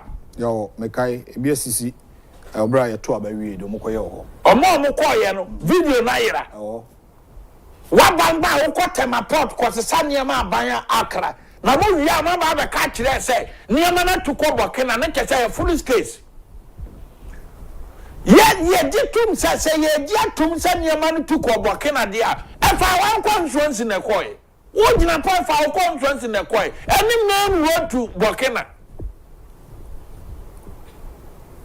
Meboa mitio entom pese mo kata asem ne so ana John Jinapo no mo be ka kire ye say eniema na to ko Bokena. Kama niema na ko so na wo ko insurance weekends. Nje ye da one stop. This is very sad. Areho. Enu ntina me say ye wa areho mu dada. Wo ye mo nche o. But container no so nye book ya egu enimi. Container. Masa cables so the whole Ghana. Cables so ne be ever stand the old one. Now connected to the main transformers. Through the transformer to the distribution centers. Na ma ye kania gina so. Yes, tu kania bu e wo fom. Asantua kania wo meters ya be ma ye kania ye tua ne ya ye se wo soro no. Atima Baffoe na nado danko akufo-addo abanya o mo se na enye papa no. Na nsa no adwuma. Ye de ma mo enura ya botome miensa. Meters ya mo de ba je Ghana fo nkwa no. Ye ma mo tumi no. Meters ya yakra any cable so ye be yen kania ho adwuma Ghana nyina ma ho to aba no. Tumi a ye de ma mo one sector energy sector containers keke ye wura do ma mantima hwe so ama containers na yira a onkrofo o mo se MPP aban ni mama muo aban na sa aban ni hwe aban a wabon atima kwakra containers meters cables ne smart grid network aba a great network ni nyina no ye de mamu say be boa ma ye ho atoye no ono a onnim hwe no Ghana fo ato abate no kofie wa wonim bibi ye de hye wo nsa se ni a ye da sore a wo se ade na tu ko bokena cable na tu ko bokena na cable de se tutu from de hye ho nti da ban ye tutu ya cable no efa ye timi tu from ade fa a kopie bokena maton niama na di mo ye yie se tam $700 million Womuni mamo womuni mandi sifu akostome temaport ho Nyese ni momo eba no se himfa na ni kire ye kwa hena wani kire this abokena me kwa gidi ho say ye kwa hwe containers omo say ye kwa ho ti kwa hwe ho ye kwa hwe containers nti se ne de woni NDC ni ka asem o man na de yira na NDC be bo ama ne say containers na to ko bokena say penano ano no aye freeze case and now no pay wo mo sia wo Jubilee House no ma plan asem a wo be ba be ka kire Ghana for ne yi ani aye de ene ya 10 o'clock 10 o'clock ye o mo sia Jubilee House asem ni nyina ne say asem aba no yempe message nka kire Ghana for ne nkata asem ne so. But we are not in campaign season. But can be say. Oh, kata so aye de say de share unsa. Emma wa uko hu say ye 2,500. Mebwa. So kan here. That minister no ohun we na wantimi anhwe. Oh, so no de o say the mortgage ne niema ene niema ba ya hand over. Nti osusu say dream cost. Ye de ya hand over amount. Tinya ne a wo ba kana Ghana 40 o.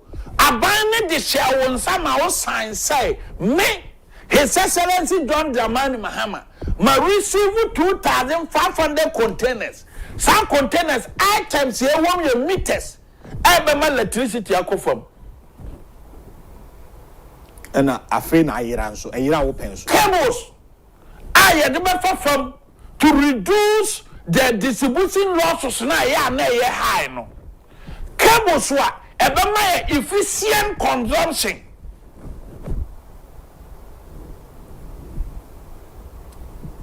Masa, over catcher wine. Until Jubilee House anopa mu hia no. Say, yempe bibi country Ghana for nkataso no. Say mo be catcher say niema ne kobokena. Mo be catcher say Ghana for nya abotre na mbo ho ba bia niema na fa. Aniema ne de say wonsa. Ana wate hu committee ati nya abotra ndi abasem ye de hye wonsa enura yao bosome miensa want man hwe meters any cables any smart great network so ama na yira na betuma hwe so ne yira no na se cable aye man koko cable Yaman mansa cable ayen tata de ma no yetimi di jaw na se cable no hu a ye di nipa jaw obetuma hweso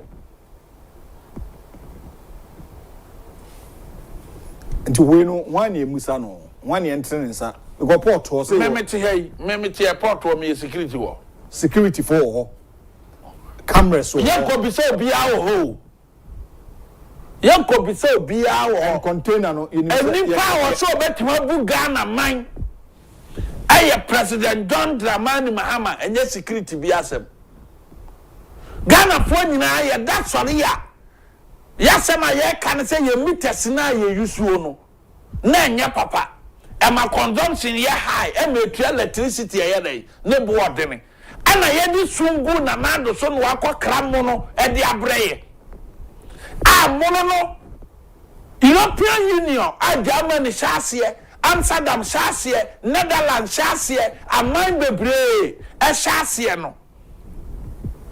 Paris no United Tum. Se cable so na ye papa, na nando se ne Ghana so e be yusu bi. na Ghana for to electricity ye papa ye buy ye dia share ye wura dwoma amansa nti we security bi asem maybe so until now mo kwahia no akire ne ombefa so akata asem no so no ye se krama na mpokromfo no ho a na akire sei asem no abomi pusu krama na mpokromfo no ho dia na akire se kromfo ne ye adwuma na ba no ne krama na che ntu wo krama bia ofie na se kromfo ba fie no wa mpona krama na je bribe etiye meters no a be sin na mo hia mo fa plan a mo de be converse ye no ye nim dia mo mfa sa asem ne mba ni amo ba kan sa tukwa bokena e kwaso fa energy minister constituency John Jenapo ani bresem how can this happen in this 21st century and ye see ye asante mantamu Yabaya Ghana ye, Yabaya Meme wo Hello FM, and a John Jenapo ba to me. And no ka say, o man Jesse am fan show mun summer. E beduru ba bi Ghana for enyanka ne akwa nyere enam November. 20th for ba bi eba to ba John Jenapo e wo Hello FM me number ho. Ujiri se na da bi no mo de da Ghana. Ya de ma mo no. Madia santimanta mo 5 days. Na me ano me TV hwiae. Ada e di ni si. Nka ne ani ho. 2 weeks ago na me wa santimanta mo. 5 days ya me di ye no nka ne ani ho. O Kumasi kropon no. Oh, me na me ka kiro. Wa mo bre Chese, and this ya ban tire santifo na akra de minim ya santifo no de ayom. Minim dia santifo de ayom a. Well, me say credit pine. Nti se na me no ka say de amanfo cost of for no nyina ye say wo mo mfa niam enwo wo mayi mo biem. E wa santimantam. Na dum so na mu ni asawure ya na. Oh. Na nipa no odum so bo wo ha osara no pa bia osamu nsuo de hohoro ne ho na dum so na andi sifuo kreti o na omo de anyasika o omo sheda se omo yema kane ndu na Ghana fo nkwa ho hihiem how can that be o so wonte ase onti game na ase mi ti o kirem edum so na omo kreti a presso no no ma ba ka kire Ghana fo say Babi aduru no ye generation system no ene ye power generation no en so Ghana for nti mo ma ye kwan ne enkosan power purchasing agreement for from mesoso se be ye obi abenya nkane adam nti wo beti ye se yakosan another power purchasing agreement $3 billion the next 30 years na de betu awie ne yakosan no enwo aye na tade mu no wo buti mu a etimi chi na ntweti and to ya na no mo heda create dum so no a wo mo na create ni kwana mo fa so create dum so ni andi si ba ban mo a kwana mo fa so create dum so no say sika ye de to fa ngo gas and the power ye plant no andi si will not pay.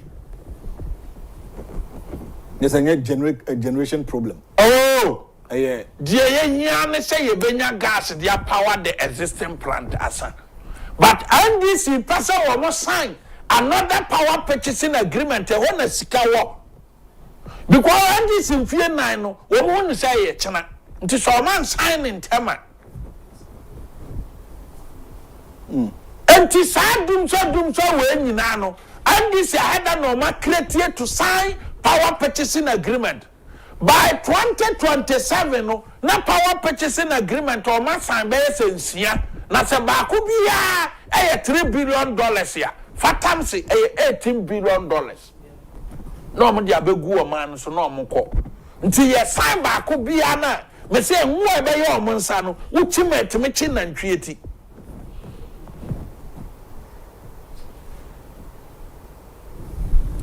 well nti we ne bia o ma heda nti wo hwe ya Nanseyai, Oboy Beyiaba, Energy Minister, Eben Nanso say, Cabinet Ama approval for another gas processing plant, a power purchasing agreement in Ibino. Obo, or say Cabinet Ama approval, so Amonye, and no Omunsi, another gas processing plant, power purchasing, I don't know, Mudi America. Tio.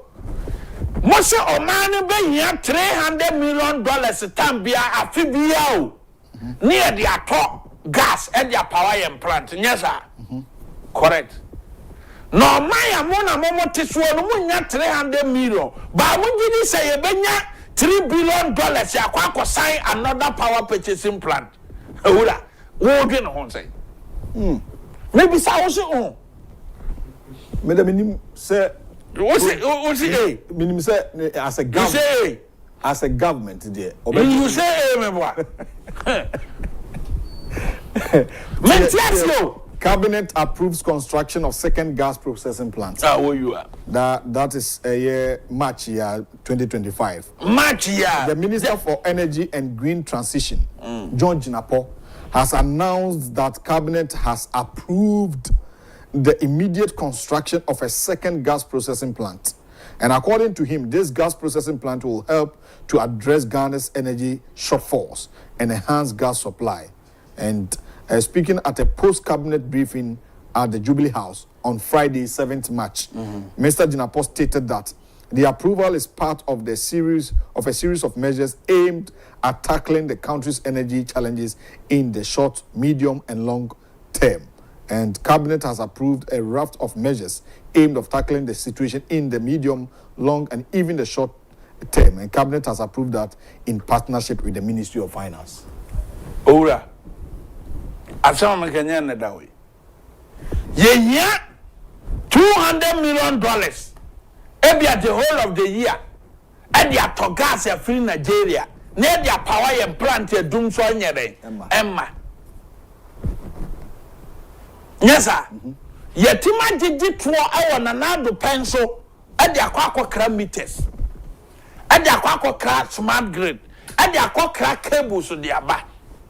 E kire electricity tuo ye tuo kroma ni sika wom. So $300 million no. Aya one region kra timi nya sa sika. Electricity aye jiji no asante mantam nko sika etimi to gas e ma ye solve dum so problem. For a year. For a year. Nti other agency can a bonus. Nada minimum. Nitio. Me say, electricity nkwa tuwa ye tuyano. Asante mantamu nkwa sika. Ana greater crime nkwa sika ye jiji wo electricity no. Eno nkwa timi to gas. Ema ye power ye various plant no. Just other region there no a bonus. Nti how come say na nando penso ni enya sika koto gas no ebe power ye plant na ne ya mo beduru ya mo se mo nya sa sika no electricity Ghana for the mamo no sa sika na ko fine mo ba mu no Ghana for the electricity tua wo wa ja tua you are still paying wo wa ja tua minyai. But yeah, chance and what I'm sure when you may have to them. What you say? At electricity now, yeah, mobile, yeah, did your mamma. Saska na fine. Now, never baba catch that say, what will mania? Only $300 million to solve a problem. Now, some man who did you say? Mamenko for bino meye bibi mama at a cost of $3 billion. Then the benye skadria. Maybe so. Or maya, yes, ye nya $300 million and solve the problem. But some no as a young some power purchasing agreement. I be cost so man $3.5 billion, depending on the technology ebe you show. Ebi abe you coal fire. Gas. And the plant no depending on the technology. Sa technology amode baba gas processing na yini nyina no. Ye tariff aspect ye number 1. E kwana ye befa so a wo mo si processing plant ni wia. Ye transmission system no. say a bundle or unbundle more be transmitted ya command the end users in nyina ye calculate and the company now wo fa number say o mercy gas processing plant no the main consent ya odeba eye say wo se me mesi maw mo de 30 years in a betuaka but me de kwana ma kire mo amobefa so atua me sika ne say say tariff ni tariff ni so no ekwana mbefa so atua ni bosomi bia no na wotwe bia no ede bia no muntua sei number one concern nobody and the best power purchasing agreement here tariff you know anya the number one concern kwana obefa so atuaka so no dey so open sika back in the form of tariff. Yes, the basa na say you be check Ghana force. You be check Ghana force. Enti sadia na wo kenkan sisi ano. You be tua $3 billion Ghana for na ebetua. Ye wo kenkan sisi ano. Wo mu ba be see $3 billion gas processing plant. It will be even more than that because this o makwa babim. And here be 300 million. And they are gas here free Nigeria annually. Meaning say your plants do here or say a plant for fraud. Yeah. What we need as a country now, we say we need more gas. We don't need gas processing. And to where now can and yet medium term and a short term solution. A long term. Nti fatu baby. Short and medium term ni sisi ya ne say ye plant ya ye wo sisi ya no. We need more gas. And ye misa say Ghana for to electricity and I can tell you say electricity ye tria chen bibia and in the only a year source of revenue abaning ya chen bibia open aswaya abanya revenue e wo man we mu pa electricity because the opo umpo betua anambwa this is some money for no who say you tun check illegal me use postpaid o me use prepaid and am say you tun check prepaid just say Obertogo said auto credit phone so me use postpaid me use prepaid oh we sure me use prepaid and postpaid until there be a metogo so antino revenue ni dey ekọ meboa until why said $300 million a year problem afini nyina. Well, wrap you on that then for other matter to so other matter send the well nim harassment ne ade ekoso harassment dey ekoso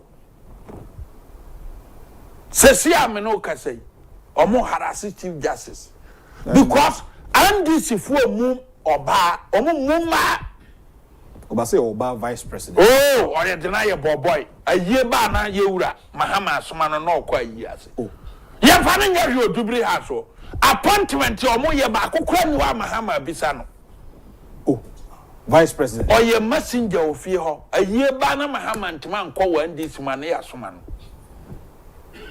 hey me say appointment ya o ma ye wo so far no ba akokora ni wa mahama ne ya bisa no no osungu ni yam ba bia waduru wani osungu yam pressure duro de e be your bag mu ma o bag wona ma o bag be dududu amanfo be ka say scanner pressure duro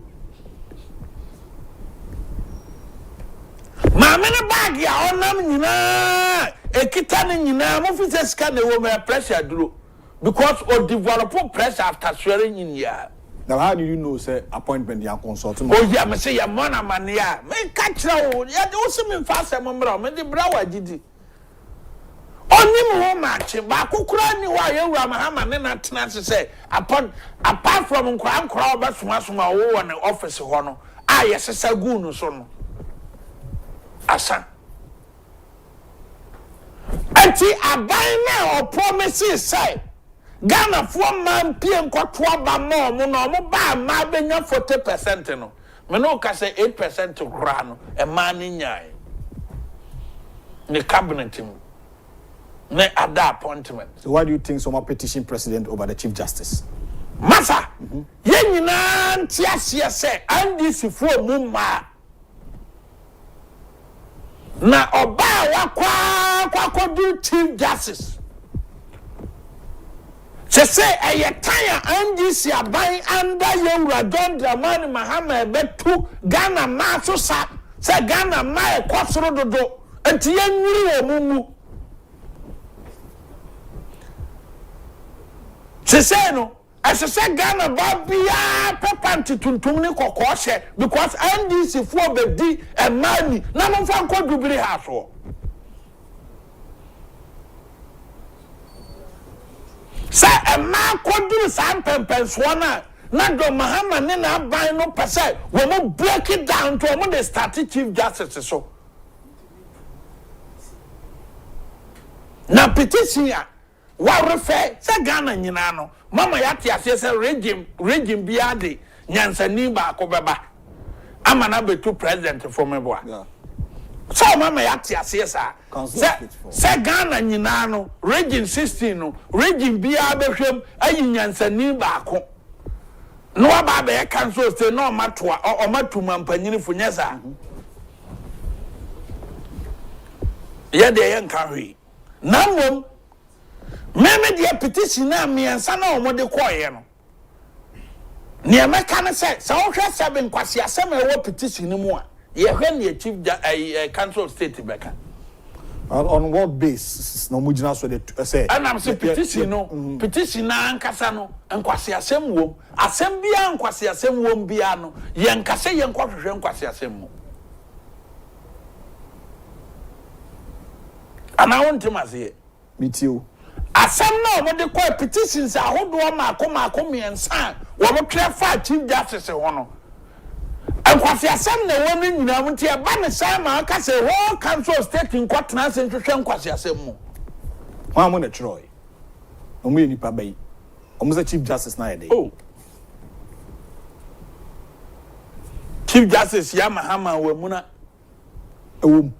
ewom chief justice we ni decisions binu wo ha chief justice ne tan aban no chief justice ne kura presidential petition no onu na gigina mu ema omo bu a 70 editi Mahama chief justice we no ne niama oye no chief justice ne ko recommend say Supreme Court judges binum no enkrofo mienu bi ye na point wo mo emfa nko Supreme Court na sa enkrofo no ye MPP for owura eno ne petition na central me say tio say chief justice recommend say enkrofo bi wa ye mfa mo nye Supreme Court judges mpacho bronin ka say recommendation e kire say se bia me susu say me susu adie bi ama o pa ayen hye dabi enti so obi twa san kwase asem say chief justice susu say ye mfa wo ahene enko Supreme Court no se fata o se san krofo na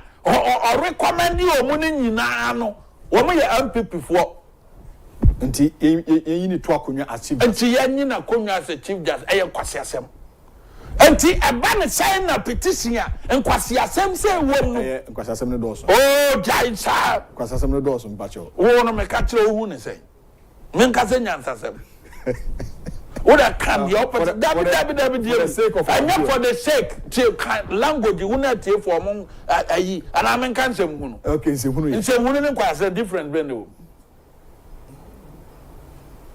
wo ye pin say hunu kwase different brand emfa esem hunu no wo de emfa hunu no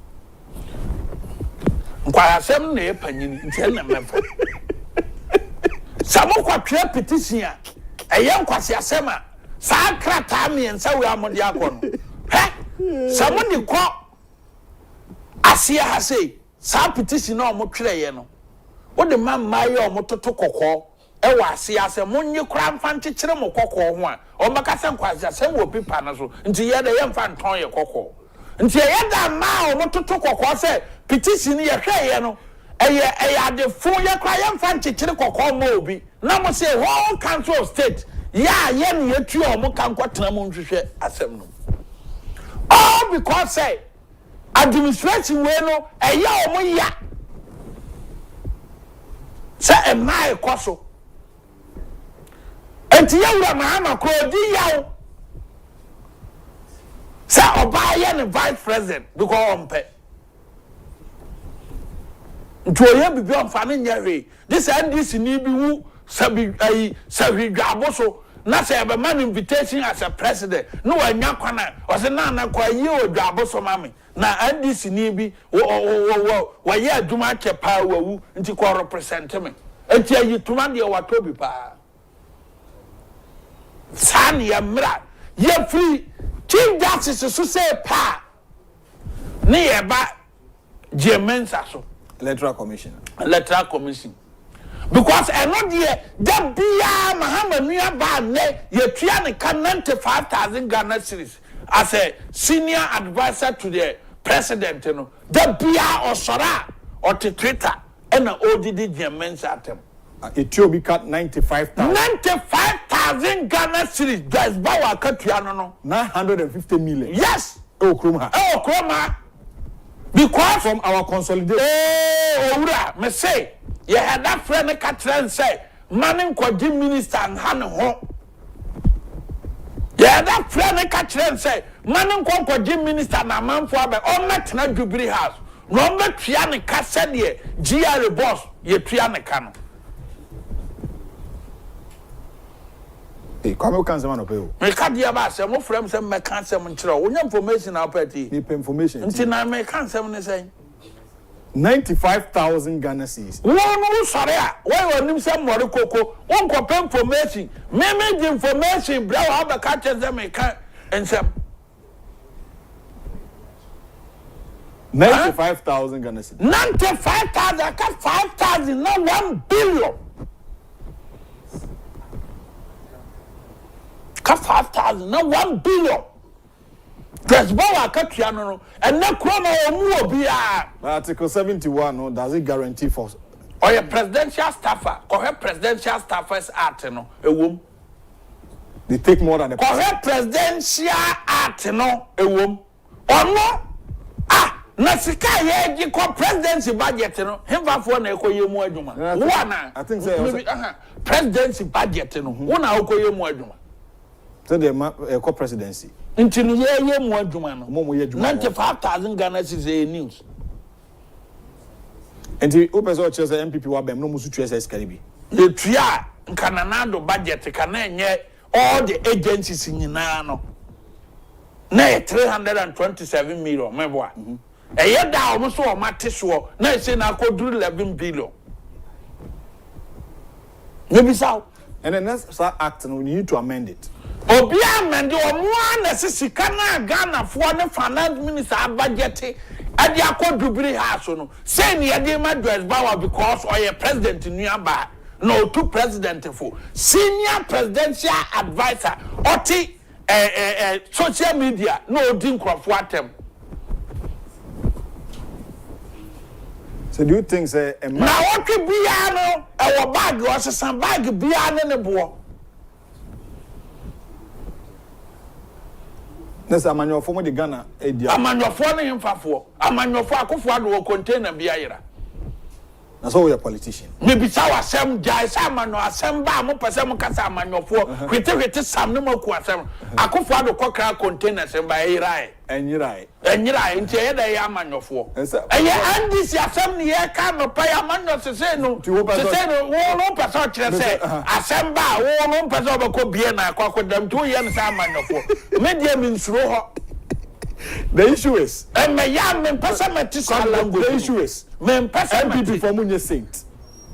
If corrupt yeah the 2 million omo MPP ni awadi boni bi omo nche no se 2 million kita omo nti wo information bi fa MPP ni okoka che no omo nche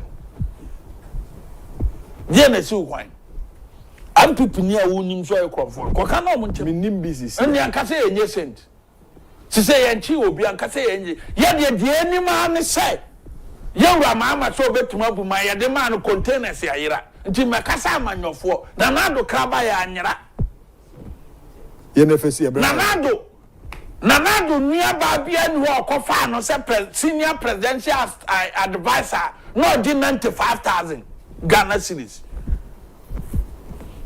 osi amanyofo ye say na nado penso all the presidential staffers all agencies ya na e Jubilee house ase Mahama baye no sa agencies mako 8 any presidential staffers in nyina pass and garden nyina na ehyehyase no masrog nyina na ehyehyase medebati na ehyehyase ayi special initiative nyina na ehye honom no na finance minister ye budget kwa presidency budget here 327 million. And then say agency special initiative ni one made bet nyina wo so wagu no na asiesa aka nine wo so wa presidential staff start to pay wo 11 billion budget waji so fa no si ebre na ebe eto wa sa petition ya omodi akoi no aye petition already no yawura Mahamadi kanama apaw investigative team was started doing last month in all the courts in Ghana. So, what the you could do judges in tech. Now, judges for the MPP for Tebe, you are Muninadi. And the investigation team was started at the whole Ghana Muchinu court to be a Ayamo Musika. Ye did judges for one tech, ye do tech, and to be back near record. Ni a record say ye ria near the aba no you nyina decide do year 2015 no already some investigation team no enam emfancy e beto aso da foforo be na be etie papa so be to obi ba ye judge obi ba compensation from one no kantan aba be lawyer ni aba ye judge wo be di president also ye party ni bi nto obi nkodi ni intention mra na yinadi into almost start here Juma 2nd February. Ye di nkrofo ntese omotete ho age bribe ntinu sa nkrofo no nyina MPP fo ye be yi omadi ne de NDC fo aba wo mo wia wo mesena establish court no kra wo ono mo mpe wo mo de tete NDC tribunal no ba biem no ma fa NDC lawyers yakwa mo mako head. Well, Kwame, emfancy e beto aso da foforo the work can need the akoso you going forward and bobo amoso bobo amo no mada babem baba okay because se container na no de fa center kraboa eya omo pere tie na no de si ye no ye fa no se confirm de omo tu omo wo nkwase ani edene ntu omo tu a Ghana for de ache ye nkoda nchora containers ya meters gum ebe electricity mo se no so atuko bokena na mo se Ghana fo nya gigie wo mumu anti mo start sa niam aboni ya mo se mo pe isi nipa oyam nipa na mo de na kwa abato mo pe chief justice ya oba control judiciary amamo say yes Ghana anyansafo nyina 16 nkosi anhwehwem. All right, your events here need to come back for Abronye or a Bono regional chairman. Messages, bunch of messages. That's a Winnie Agyapong, Nana Mashanti, Nana Upon TV, Nasset King, or Heniba Adomako from the UK, Isabella, Kwabna Gentle, Issa Adams, Paul Sabi, Modosupa, Winnie Agyapong, Ordineho, Nana K. Dankwa, Munina Selena Lewis. Edamunyinase Somuye Media watching from Germany. Edamunyinase for bringing up your mind. And Nino also the need about watching from Holland. Edase papa mo messages amode abanyina yebisia chairman bedas for coming. Need come back for Abronye. Entire production crew nyina. Ami adoma echina ebisia emamunyina achi.